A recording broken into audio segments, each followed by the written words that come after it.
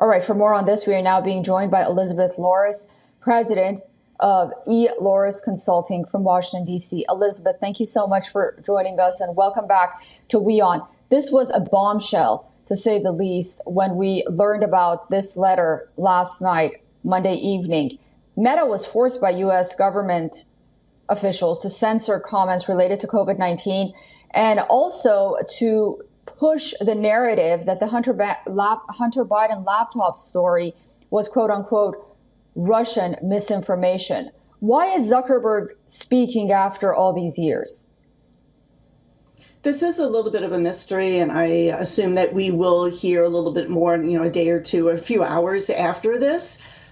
Looking at the current environment in the United States now, President Biden has dropped out of his re-election race for president, and there's a possibility that Trump might win. So with Biden out of the way, Zuckerberg's Meta really no longer needs to carry water for Biden. In the past, the Meta and Zuckerberg had donated, of course, to Democrats as well as some Republicans, but a lot to Democrats and Democratic initiatives.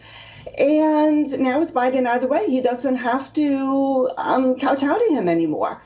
And looking at very, very recent events, the arrest in Paris of Telegram founder Pavel Durov may have shaken him, very influenced him, shall I say.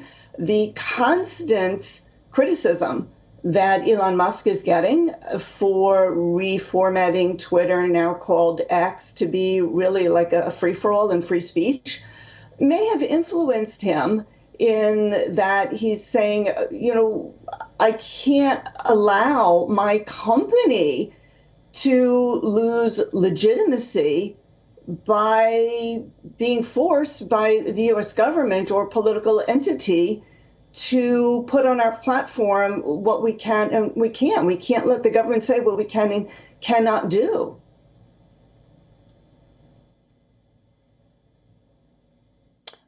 Yeah, I mean, there's no doubt that people are very distrustful of Facebook when it comes to political posts and whatnot. I mean, there's just this sort of, whether it's justified or not, an understanding that Facebook, is not the place to go, and people are really going towards X, formerly known as Twitter, and other platforms as well. But here's the question. Shouldn't Mike Zuckerberg clarify the reasons for bowing down to the Biden-Harris administration in the first place? I mean, you have the COVID situation, but then you also have that Hunter Biden laptop story, which some say was a clear interference in U.S. elections because many Americans didn't even know that it existed because of censorship. So, where the House says that it's a win for free speech, but on the other hand, Zuckerberg hasn't clarified why he even did that in the first place.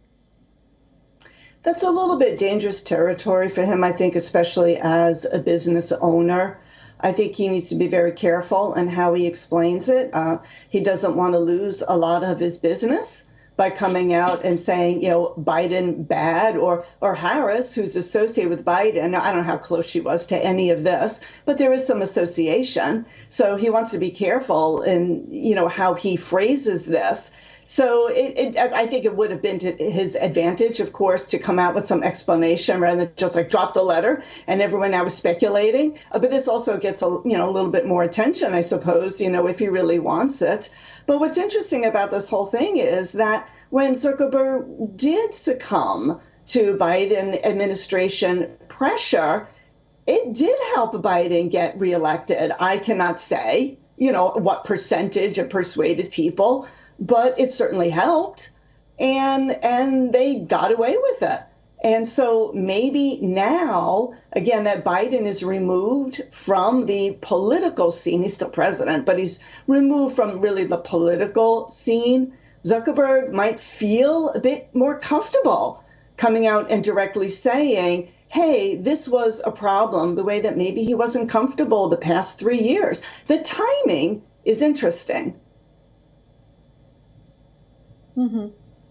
Yeah, very interesting. And as you mentioned, we'll probably learn a lot more about this letter in the coming hours as well. Elizabeth Loris, it's always a pleasure talking to you. Thank you so much for that analysis.